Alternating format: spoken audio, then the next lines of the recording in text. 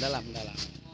Sejak kapan nginap di sini? Sejak tadi malam, Syederalun Marwan Sulaiman, 41 tahun, bersama istrinya Rinawati, 34 tahun, serta dua putrinya, Nabila, 9 tahun, dan Izzatul Nafisa, 4 tahun, kini terpaksa tinggal di bawah tenda darurat.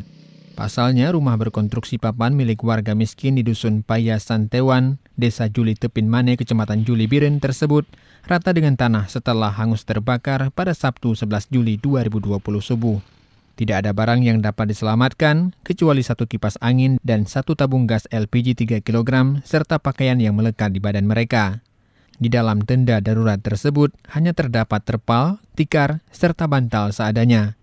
Selain itu, hanya ada beberapa pakaian bantuan keluarga dan warga sekitar, serta sedikit sembako berupa mie instan lainnya. Marwan didampingi istri dan anak-anaknya kepada serambinews.com mengatakan, sudah 2 malam ini ia bersama keluarganya terpaksa tidur di terpal di bawah tenda darurat. Dari Biren, Ferizal Hasan, Serambi On TV.